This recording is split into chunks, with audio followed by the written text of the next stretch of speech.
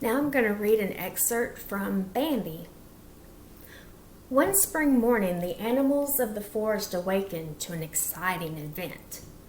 Bluebirds soared through the sky, chirping the news to quails, squirrels, chipmunks, and beavers. A small bunny named Thumper heard what had happened. He hopped to see Friend Owl, who was sleeping. "Wake up!" the bunny cried, and thumped his foot excitedly. "The new prince is born!" Thumper and Friend Owl went to a small thicket. There, next to a proud doe, lay a newborn fawn. He was the new prince of the forest, and all the animals had come to see him. The little prince tried to stand up, but his legs were wobbly and he fell right back down. Thumper giggled. "What you gonna call him?" he asked.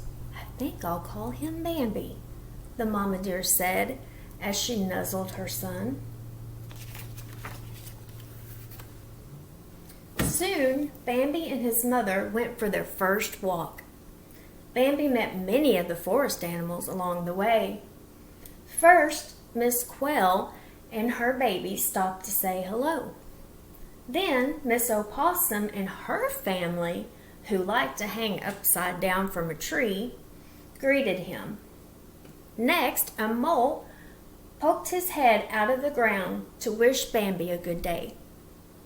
Later, Bambi tried to scamper and slipped on a reed. "He doesn't walk very good, does he?" Thumper asked. "What did your father tell you this morning?" Thumper's mother asked him sternly. "If you can't say something nice," the bunny replied guiltily, "don't say nothing at all." The bunny and his sisters ran over to help Bambi up. Then they began to play together, showing him how to hop over a log. When they pointed out some bluebirds, Bambi tried to speak. "Bird," he said slowly. With a little practice, it got easier. "Bird, bird, bird," Bambi cried.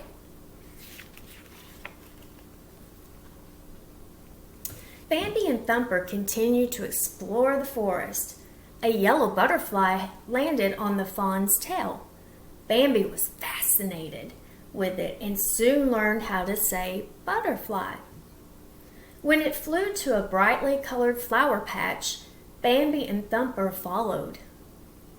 Thumper taught his new friend the word for flower. Bambi was smelling the flowers when he found himself nose to nose with the skunk, who had been doing the same thing. "Flower," Bambi said proudly, and when he saw the skunk, Thumper laughed. "That's not a flower, he's a little—" The skunk interrupted. "Oh, that's all right. He can call me a flower if he wants to," he giggled bashfully. Bambi and Thumper and Flower became great friends. One day, Bambi's mother took him to the meadow for the first time. The fawn was very excited. He hoped to meet other deer there.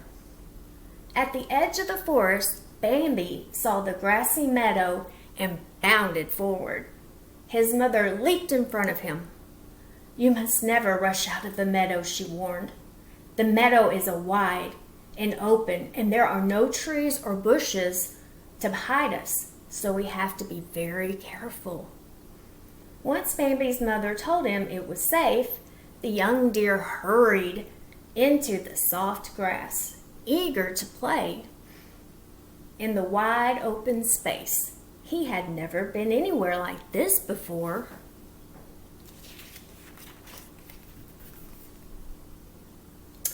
Time passed, and as soon it was Bambi's first winter.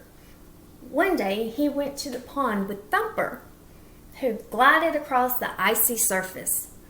"Look, the water's stiff," Thumper exclaimed.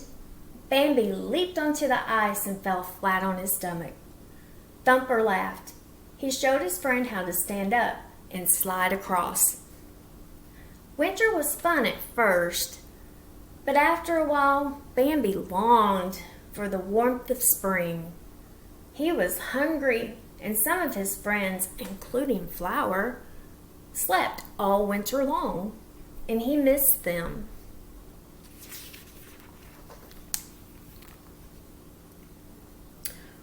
One afternoon, Bambi and his mother were in the forest. He was very excited because he'd found a small patch of grass.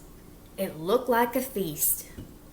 But in the distance, a shot rang out. Man was in the forest, again, hunting. He and his mother ran toward the thicket. "Faster, Bambi," she urged. Just as he reached home, Bambi heard a second shot and noticed his mother wasn't with him anymore.